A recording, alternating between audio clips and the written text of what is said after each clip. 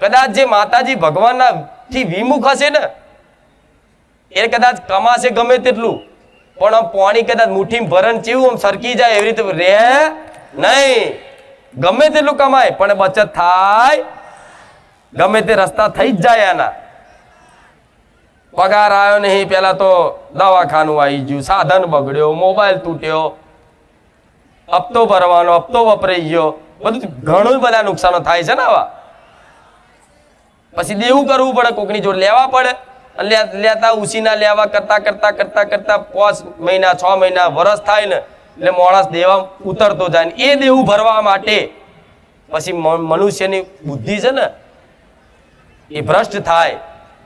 પછી એના જાત જાતની કામનાઓ પેદા થાય અંદરથી કે મારે લાખ રૂપિયા દેવું છે, 2 લાખ રૂપિયા દેવું છે, આ દેવું ભરવો ચમનું ભરવું, હવે મારો તો પગાર 20,000 છે, ઉપાડ લઈ લઈને થાક લઈ લીધો છે, હવે શું કરીશ?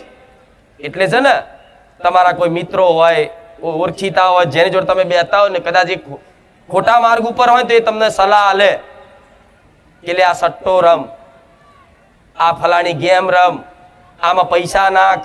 અને એમ કરતા કરતા આ જમાનો જો નાના નાના દીકરાઓ આ જુગારની લતે ચડી ગયા, મોબાઈલમાં જાત જાતના ઓનલાઈન બધી ગેમો ચાલે એમાં પડી ગયા અને કઈક દીકરાઓએ પોતાનું જીવન કદાચ છે ને આમાં પૂરું કરી નાખ્યું એવાય પડ્યા છે. મા બાપને તો ખબર ના હોય કે મારા દીકરાને આટલું દેવું કરીને બેઠો છે. શનિવાર તમારી નજરોમાં જોજો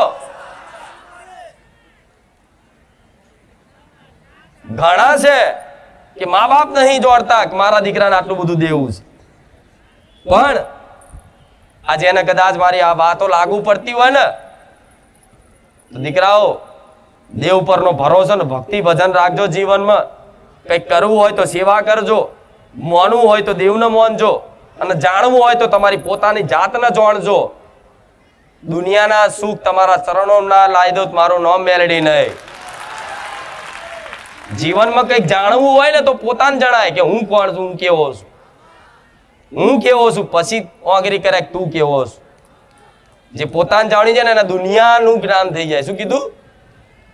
પણ આજે બીજાને દોષ આલવાના, પોતાના દોષ જોવાના.